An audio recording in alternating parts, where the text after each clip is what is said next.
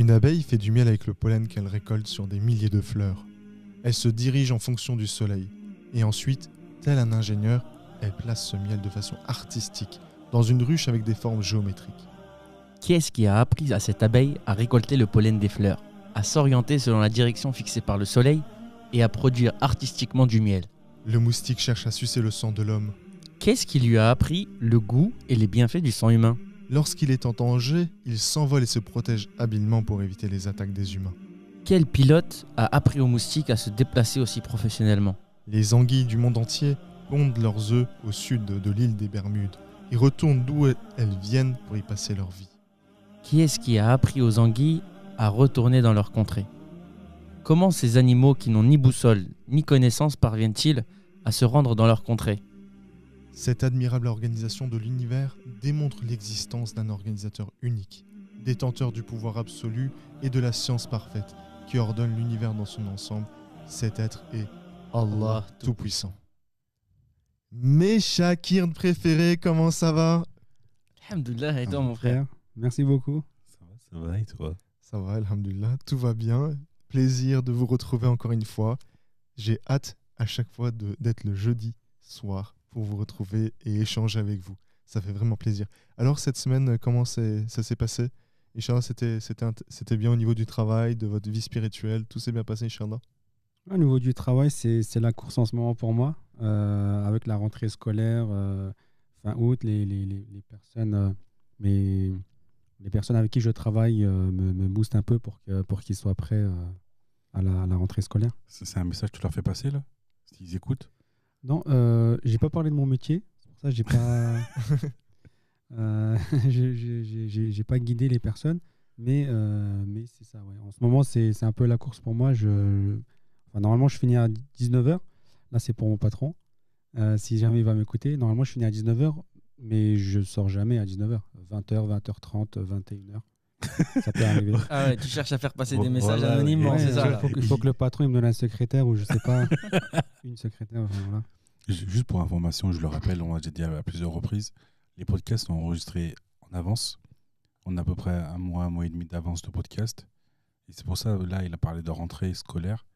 On est en septembre dès qu'on enregistre ce podcast-là, mais il sera sûrement publié en octobre, novembre. Peut-être, voilà. Inch'Allah, peut-être. Ok. En tout cas, Faut pas dater. mon frère, on te souhaite plein de bonheur et d'épanouissement dans ta vie professionnelle. Merci. Et Inch'Allah, tout se mettra en ordre prochainement. Inch'Allah. Non, c'est pas. Et la vie spirituelle, il a demandé aussi. Oui, justement, la vie spirituelle, c'est difficile. On se rend plus compte. Alors du coup, c'est peut-être pas le sujet, hein, mais je pense que c'est quand même un sujet important.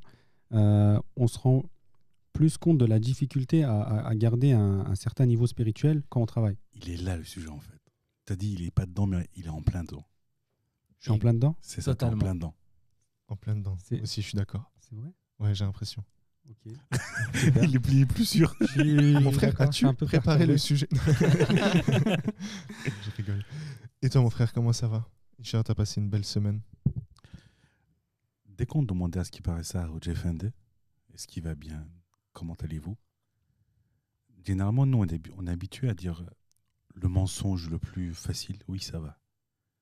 Mais on a tous des problèmes et autres. Et sauf qu'au JFND, dès qu'on lui pose, la personne qui osait lui poser cette question-là, parce que Roger Fanny, c'est un alim, et comment tu peux lui demander comment il va bien alors qu'on voit qu'il a pleuré toute la nuit, qu'il est spirituellement, il est par rapport à nous, il est super loin. Et nous, tu vois, quand est-ce que la dernière fois que vous avez pleuré pour la cause de la communauté ou la cause de l'humain, quoi?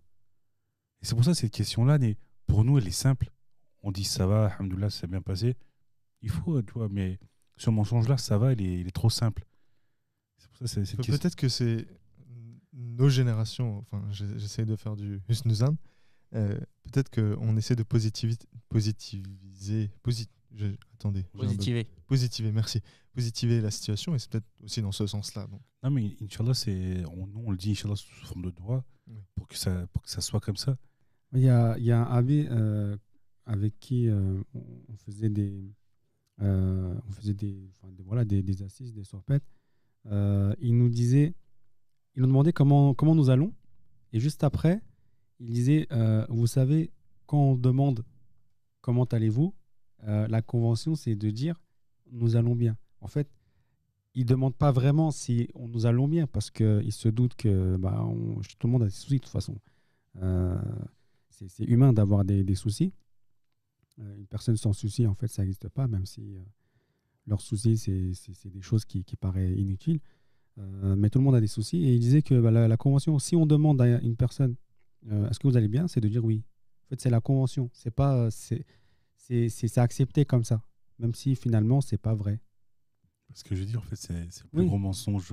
Oui, c'est pas vrai, mais en fait, c'est pour ça que, comme nous aussi, on lui demande, on dit oui, ça va, et vous allez bien. Après, et aussi, il disait oui, mais c'est par convention. Sauf que les personnes avec lesquelles on a un relationnel important, je sais pas, au travail, on peut avoir des amis avec qui, en termes de personnalité, peuvent rapidement dire ça ne va pas pour une raison particulière. J'ai mal dormi, j'en sais rien, donc ça peut se dire aussi. Hein, donc, oui, mais ça dépend. Dans ce cas, mes frères, pour également rebondir sur ce que tu as dit, venez ce soir ou ce week-end, on pleure pour la Oumma, pour la communauté, pour nos frères et sœurs. La nuit, après la prière, avant le... De toute façon, en fait, c'est pas ce week-end, ce soir. Ouais, c'est une façon de... Roger Effendi, il nous demande de le faire tous les soirs, ça. Tous les soirs, bien sûr. Mais moi, à l'équipe, là, un soir, on se retrouve et on réalise des actes d'adoration ensemble. On se retrouve. S'il faut, on se retrouve. Ou spirituellement aussi, on peut se retrouver. Alors, voilà. D'accord, on peut en parler après le podcast. Tu sais quoi, à 3h du matin, j'attends ton appel, Inch'Allah. Inch'Allah, je le fais. Pour me réveiller. C'est ça, pour nous réveiller, nous tous, là. Inch'Allah, je le fais. Et tous ceux qui écoutent aussi. Envoyez vos numéros. Et toi, mon frère? Machin, aujourd'hui, cette tour de table pour juste cette question, comment ça va? Elle a été super longue. Mais... Et toi? Après vous avez tout dit, les amis. J'invite les personnes qui nous écoutent à venir les jeudis soirs, parce que c'est vrai que quand on a un micro et qu'on a la parole, ça fait parler. C'est humain. Bien sûr, si quand il y a quelqu'un qui nous écoute ou on a la parole, y en a qui sont en extase devant ça, notamment certains hommes politiques. Quand tu es mis à l'avant, quand tu es mis devant les gens, et surtout que ce que tu dis, après ils t'applaudissent, là tu te crois le meilleur du monde. En dehors du micro, il y a un autre truc qui fait parler les personnes. C'est la petite table basse devant les AB. Avec un verre de thé. Avec le verre de thé et le verre d'eau. Et le AB, il enlève sa montre, il la met sur la table. Et ça aussi, ça fait trop parler, frère. Les Arabes qui sont comme ça. Tu sais que c'est... Il dit en plus, tu vois, il arrive à la moitié. Il dit, j'ai presque fini. T'as encore 1 heure de son fête. T'en parles, hein. Incroyable. Machallah. En tout cas, ce tour de table, pardon, il est très intéressant. Juste pour revenir, oui. Tout ce qu'on a dit et tout ce qu'on n'a pas dit aussi, parce que le silence est une réponse aussi, rentre dans le sujet aujourd'hui. C'est vrai. C'est totalement vrai. Alors aujourd'hui, c'était un peu différent que d'habitude. On a un petit passage d'un texte qu'on a trouvé très beau et on a voulu le partager avec vous. C'est un passage qui fait réfléchir, vraiment. Le passage est de quel livre, si tu veux, pour les personnes qui veulent peut-être le lire? Alors, le passage est dans la page 19 du livre « Mon guide pour comprendre l'islam », volume 1, de Youssouf Karagöl. C'est la partie sur la foi. Édition du Nil. Ça, c'est important. Et justement, toutes ces questions, donc je vais en reprendre quelques-unes. Le frère, machallah, il a super bien posé ces questions. Qui est-ce qui a appris à cette abeille à récolter le pollen des fleurs, à s'orienter selon la direction fixée par le soleil et à produire artistiquement du miel? Ou encore, qui est-ce qui a appris aux moustiques les bienfaits du sang humain? Ou encore, qui est-ce qui nous a appris à marcher, à respirer? Qui est-ce qui nous a appris à respirer plutôt? Qui est-ce qui nous a appris à voir? Qui est-ce qui nous a appris à entendre? Et ces questions-là, ça fait réfléchir. Qu'est-ce qui fait qu'un bébé dans le ventre de sa maman ne respire pas, mais son cœur bat depuis ce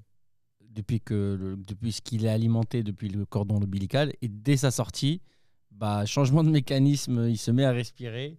Subhanallah, c'est incroyable. C'est incroyable. De toute façon, les bébés, ça, c'est un truc.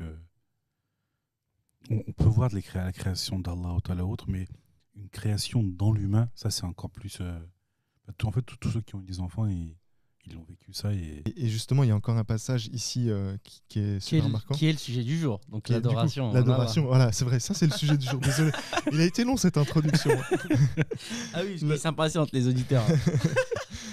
Et là, il y a un autre passage que moi je trouve incroyable, c'est comme on le sait, les chauves-souris sont aveugles, elles envoient des ondes pour ne pas percuter les objets. Les hommes ont inventé le radar en s'inspirant des chauves-souris. Et aujourd'hui, l'homme s'étonne de la perfection du radar. Ne devrait-il pas surtout s'interroger au sujet du créateur de ces animaux qui les a inspirés? Et c'est vrai, dans la vie quotidienne, on a énormément d'objets, d'outils, de technologies qui sont inspirés de la nature, de la création. Et on s'étonne en fait que c'est génial, que c'est parfait. Enfin, un téléphone, on trouve ça génial. Enfin, le dernier iPhone qui est sorti, les ordinateurs tout puissants, etc. L'intelligence artificielle, on peut en parler pendant des heures avec des copains. La robotique. Et finalement, on oublie quelque chose, on zappe quelque chose d'incroyable. Et un jour, un frère nous a dit, je crois que c'est dans le dernier podcast, il nous a dit 1 heure de réflexion, d'adoration. Je sais plus équivaut peut-être au niveau d'Allah à des centaines des années, oui, c'est ça. Plusieurs années d'adoration. Ouais. Peut être équivalent. Peut être équivalent. Il n'y a que Allah qui peut savoir, bien sûr, mais c'est le cas. L'adoration, c'est un sujet qui est incroyable. On peut se poser encore plein de questions, je trouve, sur la nature, sur l'univers, toutes les choses qui sont autour de nous. Et personnellement, je trouve que je ne fais pas assez cet acte d'adoration, de réflexion en fait, de tout ce qui m'entoure. Prise de recul. Exactement, de prise de recul. Enfin, peut-être parce qu'on est trop pris par la vie quotidienne. Le feu de l'action, on ne se rend pas compte. C'est vrai. Et en lisant ce type de passage, et c'est pour ça que j'ai insisté à ce que on le lise un peu en introduction avant le jingle, mais je trouve ça incroyable. C'est vrai, quand tu as posé la question, quel pilote a appris aux moustiques à se déplacer aussi professionnellement? Un pilote d'avion de chasse, ça met combien de temps pour apprendre à piloter un avion? Ou un pilote d'avion tout court? C'est clair. Comme l'exemple de l'abeille qui a trouvé du pollen et qui va l'annoncer à ses amis abeilles. Bah, je sais pas comment, mais certains gestes et hop, toutes les abeilles vont retrouver le chemin du pollen et c'est incroyable. Les abeilles, elles dansent pour montrer. C'est exact. Expliquer. C'est ça. Incroyable. Subhanallah. Autre chose à ajouter là-dessus? D'autres On a plein d'exemples. Plein d'exemples, et ça va arriver au fur et à mesure. Et justement, avant de... Dis-moi. La dernière fois, il y a quelques mois de ça, parce que parfois je me perds sur YouTube, parce que la vidéo, vu que c'est mon boulot, parfois je fais des recherches, mais parfois je me perds. Et beaucoup de personnes peuvent se perdre aussi sur YouTube. Il faut faire attention, parce que parfois on va dans des vidéos super cheloues. Mais je suis tombé sur un gars, c'était des vidéos en turc, où il avait des colonies de fourmis. Donc la personne cultivait? C'est ça. Et en fait, il filmait ça. En gros, c'est en turc, c'est Kalender Tiflim. Et le gars, en fait, il a des colonies, il a différentes races de fourmis. Mm-hmm. Et il prépare des habitats pour ces fourmis-là. Mm-hmm. Et il met l'eau d'un côté, il met une partie un peu plus aérée, on va dire, une partie un peu plus humide et autres. Et les fourmis, en gros, il y a juste la reine et quelques trucs. Tu vois directement les fourmis qui naissent, on va dire, directement qui commencent le boulot. Les personnes qui doivent rester à côté de la reine restent à côté de la reine. Tu as des plus grandes qui sont du coup des soldats. Eux vont protéger s'il y a quelque chose qui vient. Par exemple, il fait exprès de mettre un autre insecte pour donner en tant que nourriture parce qu'ils ont besoin de protéines. Et tu as directement une fourmi qui la voit, qui envoie des signaux aux autres fourmis, aux soldats. Ouais. Les soldats les plus grands arrivent rapidement, attrapent aussi le truc. Et tu te dis, mais... Et le gars, il filme tout ça en détail, mais tu te dis, la vérité, j'ai regardé limite toutes les vidéos de la chaîne parce que, tu vois, je regarde ça, je fais subhanallah. Tu vois, mais tu te dis... Des simples fourmis qu'on écrase peut-être sans faire exprès en marchant dans la rue et qui ont une telle force. C'est tout un système qui est dans leur univers. Et la fourmi, elle est grande comment? Son cerveau, il est grand comment? C'est ça, subhanallah. C'est la force de la communauté. C'est la force du créateur. Oui, mais bien sûr. La force du créateur qu'il a mis dans la communauté. Je voulais le titiller un peu. En gros, l'importance du Jamaat, ce qui veut dire le Ouais, frère. c'est ça. C'est comme Ustad Saïd Nursi, il en parle des fourmis. C'est effectivement, ils ont pas l'intelligence de chacun n'est pas important, même s'il y en a qui sont peut-être plus intelligents que d'autres entre les fourmis, je sais pas. Mais par analogie chez l'homme, ça peut être comme ça.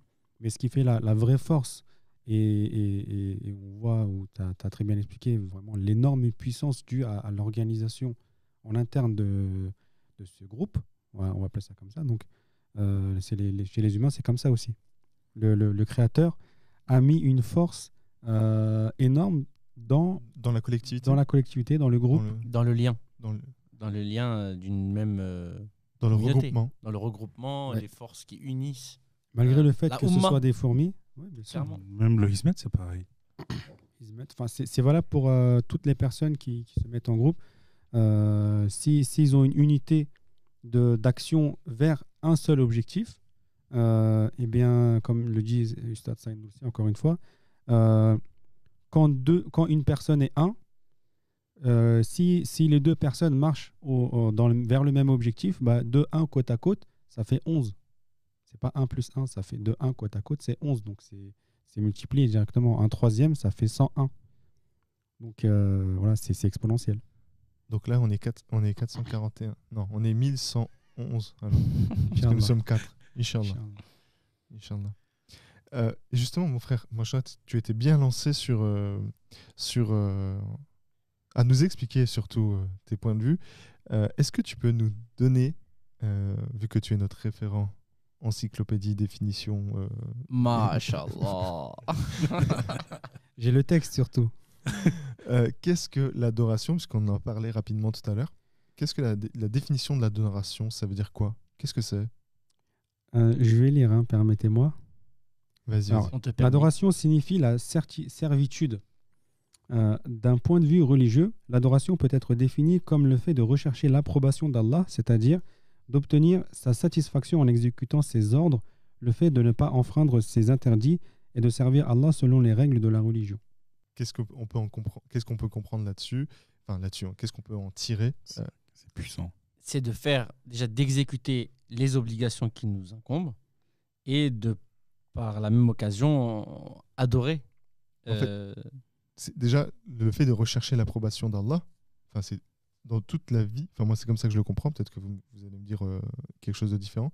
Rechercher l'approbation d'Allah, c'est toujours chercher son agrément, toujours dans un renouvellement, toujours dans la volonté d'aller plus loin et essayer de satisfaire le créateur par nos actions. En fait, c'est comme ça que je le comprends. Même si on a atteint un certain niveau, on toujours aller chercher plus loin, toujours essayer de perfectionner en fait Oui. ça, En fait, il y a 3 points. ses actes. Il y a 3 points qui sont énumérés ici dans la définition. Oui. C'est faire ce qui est obligé, Oui. ce qui nous Et ça, incombe. c'est ce qui est la base. C'est la base. Ne pas faire ce qui est interdit, toujours la base. La base. Mais la troisième chose, enfin le plus pour avoir sa satisfaction, c'est de rechercher, c'est de rechercher ce qui est possible de faire pour que Allah nous approuve, sa gratitude. pour gagner sa gratitude. Il y a une petite phrase qui résume aussi par la suite. Adorer, c'est faire ce que Allah approuve et ne pas faire ce qu'il désapprouve. Non, ça résume pas du tout. Mais ça complète ce que. Ça complète. Ça complète. Ça Je complète pensais ce que ça allait. Bon. Non, mais en tout cas, c'est très bien, ça complète. Et il y a également un autre passage dans la suite qui est le suivant. L'adoration, c'est organiser toute sa vie selon l'agrément d'Allah. Je voulais passer avant d'avancer. Oui. Il y a un point super important où on n'a pas tilté. Lequel?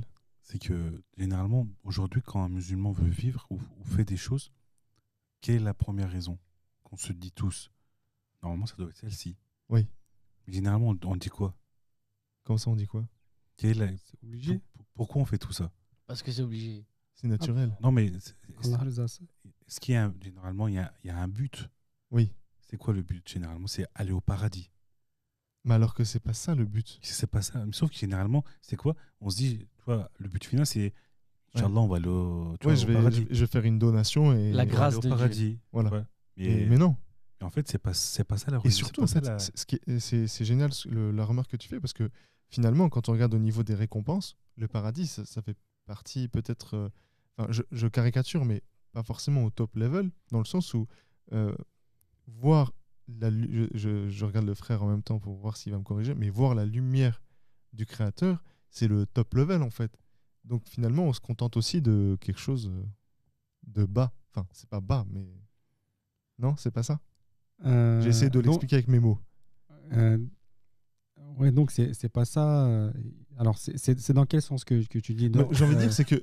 On est humble en demandant que le paradis. Moi, je pense qu'on n'est pas humble. Je pense au contraire, on a.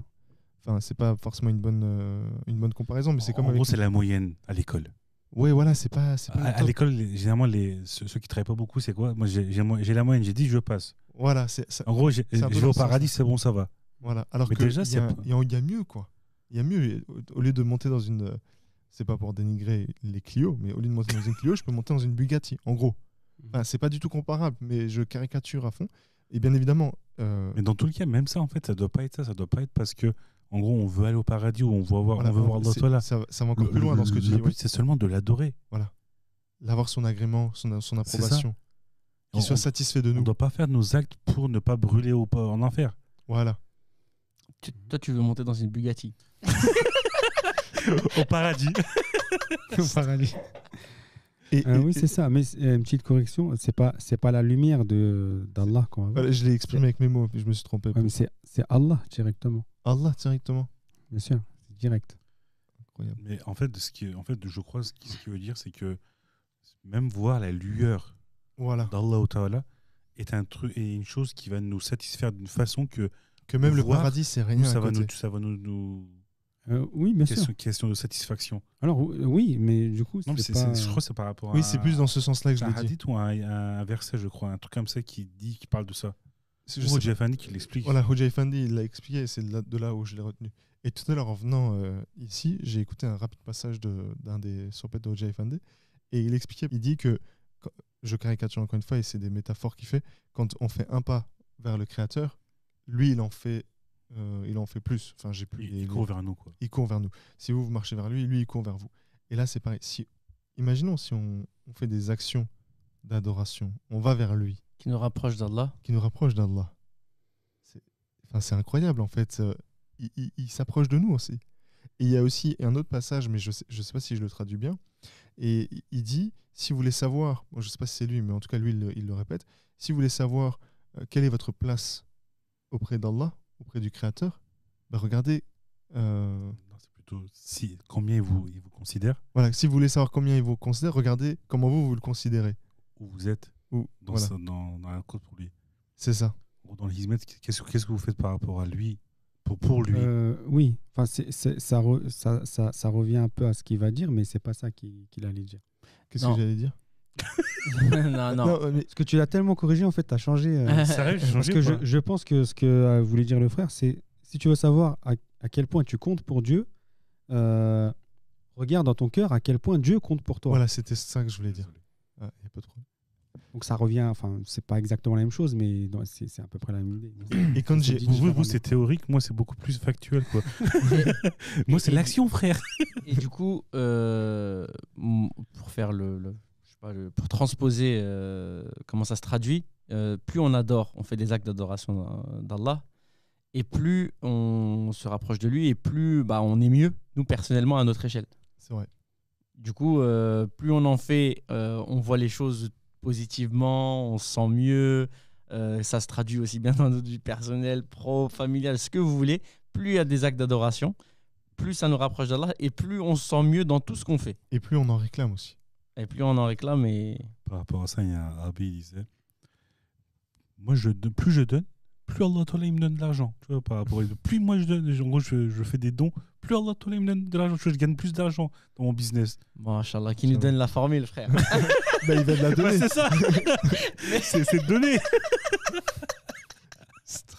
La formule de la formule. Vous êtes en forme, mes chaquettes préférées. C'est génial de vous voir de cette façon. Je crois que ça nous avait manqué. Hein.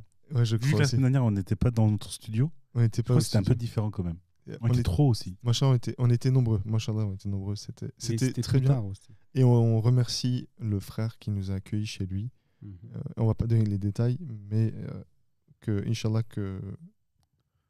Qu'Allah le récompense. Voilà. Qu'il puisse voir Allah au paradis, Inch'Allah. Inch'Allah, amen. L'adoration, mes chers frères et sœurs qui nous écoutent, là, et je vais me retourner vers toi, mon frère.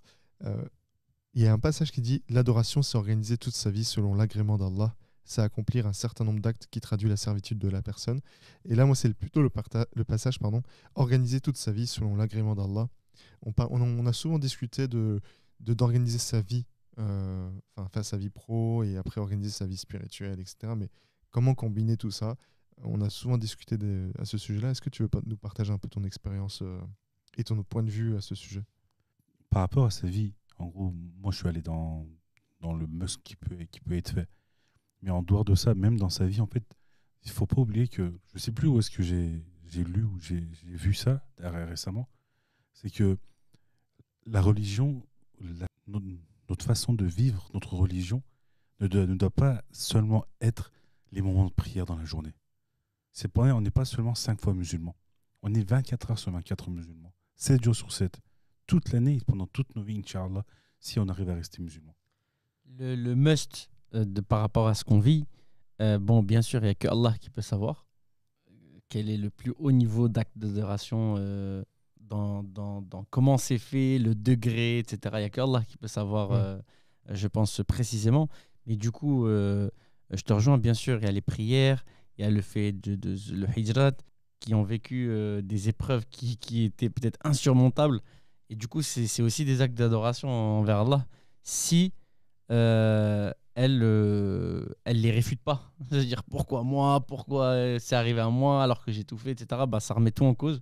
Et du coup, toujours en confiance, ne pas perdre confiance en Allah. Et c'est là où, justement, ça peut se considérer comme des vrais actes d'adoration et augmenter la foi, le degré de sa foi vis-à-vis d'Allah. En tout cas, pour compléter ce que vous aviez dit, c'est écrit, alors il faut que je retrouve, tac. Adorer est non seulement un commandement divin, mais aussi un devoir religieux. Donc, on doit organiser notre vie quotidienne, hebdomadaire ou familiale, enfin, on peut le retranscrire de plusieurs façons, de manière à réaliser en fait ce devoir, qui est l'adoration. Et bien évidemment, il y a différents types d'adoration. Juste pour rappel, l'enseignement de l'adoration a été fait par le biais des prophètes, et notamment par le prophète Mohammed, paix et bénédiction sur lui. Donc ça nous a été transmis par les prophètes. Et il y a trois types d'adoration. Le premier, ce sont les adorations manifestes ou physiques, comme les prières et le jeûne. Donc c'est effectué avec le corps. Donc on réalise une adoration en jeûnant, en se privant de boire, de manger. Un effort personnel, physique. Exactement. Avec le corps. Voilà, et c'est fait personnellement. Comme tu l'as dit, il y a un deuxième acte d'adoration qui se réalise avec l'argent, en fait. Enfin, j'ai cru que vous alliez compléter, mais vous m'avez regardé comme ça. Donc l'acte d'adoration par des actes de donation, comme l'aumône, la zakat, la charité, sadaqa, la fitra. Donc ce sont des... Aussi. Donner une partie de tes biens, quoi. Voilà, des biens donner ces biens aux nécessiteux. Et troisième acte d'adoration, donc elle est mixte. Et là, elles font appel au patrimoine et au corps en même temps, qui est comme le pèlerinage, le hajj, ou le petit pèlerinage, la umrah. Mais du coup, ça nécessite les deux, à la fois des moyens financiers comme le deuxième acte d'adoration, et le premier, donc une bonne santé et des efforts physiques. Exactement. En tout cas, mes frères, il y a aussi un passage que j'avais écouté et qui m'avait beaucoup marqué, et je voulais le partager avec vous. C'est le fait de se rendre compte qu'on n'est rien. Quand je dis ça, c'est... moi, en tant que personne, avec toute la bonne volonté que j'ai et l'énergie que j'ai, je ne peux pas respirer, en fait. C'est pas moi qui contrôle. Je peux pas décider de quand est-ce que je vis, de comment, jusque quand je vis, je peux pas contrôler, en fait, toutes mes capacités physiques. On On n'est rien sans lui. On n'est rien sans son agrément, si lui décide que mon bras ne fonctionne pas, à l'instant, il ne fonctionnera pas. Et ça aussi, je pense que c'est le fait de comprendre qu'on est zéro. Et que tout peut basculer du jour au lendemain, ou d'un instant à un autre. Microsecondes, Ouais, même pas. J'ai un exemple qui me revient, c'est que c'est un jeune avec qui on joue au foot en club. Bon, c'était une catégorie supérieure parce qu'il était plus âgé que nous. Mais à 32 ans, sur un terrain, il a perdu la vie. Voilà, du coup, ça rappelle que même quand on peut faire une activité sportive, quelque chose qu'on n'avait pas prévu. Sans aller aussi loin au niveau de la mort. C'est un exemple, mais si on tombe malade. La maladie est un exemple parfait, bien sûr. Voilà, on essaie de prendre des médicaments pour guérir physiquement, mais peut-être qu'on est malade spirituellement et il y a sûrement plein d'actes d'adoration qui peuvent nous guérir spirituellement et il faudrait surtout les rechercher puisqu'en fait, on est zéro. On vaut rien sans lui, sans son approbation, sans son agrément, on ne peut rien faire. Et je pense que ça, c'est... On va aller vers la fin de ce podcast en disant ça. Tu veux ajouter quelque chose, mon frère ? Alors, pour avoir un esprit critique, oui. Justement, si je t'invitais à nous dire pourquoi on n'est rien. Qu'est-ce qui te fait dire qu'on n'est rien ? En fait, on est tellement dépendant de lui. Mais pourquoi ? Parce qu'on est la créature et lui, il est le créateur. Si je mets quelqu'un qui est dans un esprit critique, qui se dit si moi mon corps je l'entretiens, s'il est bien et que je vis bien, je risque de tomber malade. Juste un truc tout simple. On parle des causes quoi entre guillemets. C'est pour ça que en tant qu'esprit critique. Il l'a dit au début du podcast, c'est que est-ce que c'est toi qui dis à ton poumon de s'ouvrir et de se fermer ? C'est ça en fait que je veux. Juste, faites de l'apnée. Essaye de t'étrangler en gros, en fermant ta bouche et ton nez, essaye de te tuer comme ça. Impossible. Impossible. Ton corps reprend le dessus, il dit qu'est-ce que tu fais là ? Et tu respires. On va essayer, on va laisser aller. On va le faire. Bon, si vous nous entendez, j'allais dire, on n'est pas en live, mais appelez le SAMU, mais du coup, vous pouvez pas le faire. Mais c'est vrai que les actes d'adoration, peut-être que ça va dévier le sujet, etc. Mais voilà, juste pour récapituler un peu tout ça, je pense qu'il faut qu'on se pose les bonnes questions. Peut-être qu'on devrait aussi remettre en cause nos actions, la manière dont nous les réalisons. Ne pas oublier qu'on dépend de lui, qu'il y a sans doute beaucoup d'actes d'adoration que nous pouvons exercer et améliorer notre vie spirituelle quotidienne avec ces actes d'adoration. L'adoration améliore sûrement la foi, je ne sais pas si on peut dire ça de cette façon, et l'adoration apporte la sérénité. On a un frère qui nous a fait une assise à ce sujet-là, je ne sais pas si ça a été publié ou ça va être publié, mais l'adoration, donc les actes d'adoration, apaisent le corps, apaisent l'esprit, on peut bien dire sûr, l'esprit. Et le ça, cœur, c'est très l'esprit, le corps. Mais je voulais rebondir sur ce qu'il a dit le frère tout à l'heure. Oui. Tu as dit que, alors, on n'est pas obligé de prendre la mort comme plus grande raison de comprendre qu'on n'a pas de force. Mais effectivement, c'est la plus grande. C'est la plus grande, mais C'est la plus grande. j'ai réagi de cette façon. Pourquoi ? Parce que tout simplement, la maladie, je pense qu'autour de la table, et les gens qui nous écoutent ont déjà vécu une maladie. Oui. Et c'est beaucoup plus parlant. C'est plus dans ce sens-là que j'ai voulu prendre cet exemple. En fait, avec la maladie, tu t'en rends compte, mais quand t'es mort, c'est fini. Voilà, c'est plus dans ce C'est trop sens-là. tard. Faut pas la vivre, c'est sûr, quand on est mort après. Ouais. Mais si jamais on voit des gens mourir, par exemple, à l'hôpital, moi j'ai vécu le décès. Mais pour la vérité, en gros, quand on voit ça, combien d'heures, combien de jours ça nous touche ? C'est pour ça qu'il faut le faire souvent. C'est comme la maladie. Quand on est malade, on le ressent. Quand on n'est plus malade, ça passe à une vitesse comme si on l'avait jamais vécu. Mais c'est pour ça que la maladie, on la ressent parce qu'on la vit, mais on ne peut pas la ressentir volontairement. C'est pour cette raison, je pense qu'au lieu de... En fait, c'est un problème peut-être d'éducation qu'on a en général. Se rappeler de la mort. En dehors de ça, ce que je voulais dire, c'est que là, au lieu de... Pour montrer qu'on n'est rien, il vaut mieux essayer d'adorer Allah Ta'ala que d'avoir peur, en gros, de la maladie et de la mort. C'est comme, en fait, les jeunes dans l'éducation, malheureusement, généralement en Turquie, qu'est-ce qui se passe? Fais pas ça, Allah Ta'ala, il va te brûler. Tu vas aller en enfer. Ouais. Alors que non, au contraire, il faut dire aux jeunes, fais ça, Allah Ta'ala, il va t'aimer. Il va te mettre dans son paradis. Mais alors, c'est vrai ce que tu dis, mais sur ce dont nous parlions, c'est pas.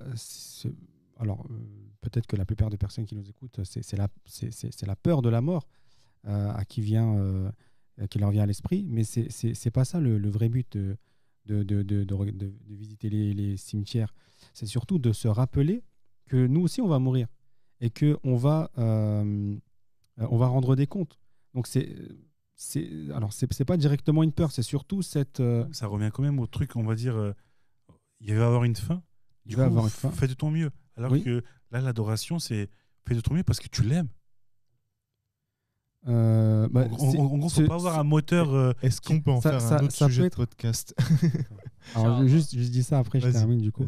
Ça peut être aussi dans le sens où mon temps est compté et je vais Il faut que je réagisse. déménager, je vais partir rapidement.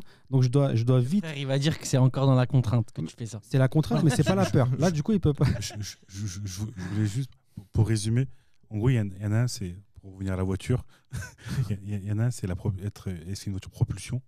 En gros, c'est les routes derrière qui poussent la voiture, qui la font avancer. Ça, c'est l'adoration. Et l'autre, c'est la traction. C'est les routes devant. Ils se sont obligés, du coup, c'est lourd, mais ils se sont obligés de tirer la voiture. Du coup, 4 roues motrices, c'est ça si tu fais Du coup, il faut les deux. Il a bien résumé. Oui, c'est vrai. Donc, achetez tous des 4x4. Non, c'est un- Soyez comme des 4x4, genre. Soyez comme des 4x4. Très bel exemple. Merci Tu d'avoir. resteras pas en route. Pas de bouchon, blocage, ce que tu veux. Tiendra mieux la route. Merci mes Shakir préférés. En tout cas, c'était un podcast génial qui nous fait réfléchir. J'espère en tout cas, mes chers frères et sœurs. En fait, pour nous, c'était super. Voilà. On a passé un bon moment, mais Inch'Allah, les personnes qui nous ont écoutés, ils n'ont pas fermé avant et qu'ils écoutent toujours et qu'eux aussi ont passé un bon moment. Inch'Allah. Et Inch'Allah. j'attendais tous vos Inch'Allah, mais ça a été en décalé. Et voilà, donc on arrive à la fin de ce podcast. Comme d'habitude, pensez à liker, commenter et partager ce que vous regardez, si c'est sur YouTube ou si c'est sur les différentes plateformes. Mais faites-le. Hein. N'attendez pas, parce qu'à chaque fois, il le dit, Miskin, mon frère. Il dit partagez. Qui est-ce qu'il a déjà envoyé à un de ses potes, à un de ses frères, ou à son père, ou à son frère? Partagez-le. Vous avez juste en partageant, si la personne là-bas regarde la vidéo, vous allez gagner des hasanat. Et si elle réalise des actes d'adoration, Et limite, tu peux gagner le paradis aussi. Parce que si c'est grâce à toi que la personne, elle se met en truc, pas vrai, mon frère. Bien sûr. C'est parce que c'est grâce à toi que la personne a réussi. Et tous les séropes qu'elle va faire parce que toi, tu l'as remis dans le truc, les séropes qui vont aussi venir sans lui. Lui, il garde et en plus, ça vient à toi. et là je vois les Shakirs, ils vont l'envoyer à tout le répertoire. Faut le dire à chaque fois. À chaque fois. Mes chers frères et sœurs, en tout cas, j'espère que ça a été très agréable pour vous et ça sera bénéfique pour vous, Inch'Allah. En tout cas, pour nous, Inch'Allah, ça l'était. Je vous dis à très bientôt, mes chacun préférés. Prenez soin de vous. À la semaine prochaine, Inch'Allah. Inch'Allah. Salam. Allez, salam. Portez-vous bien.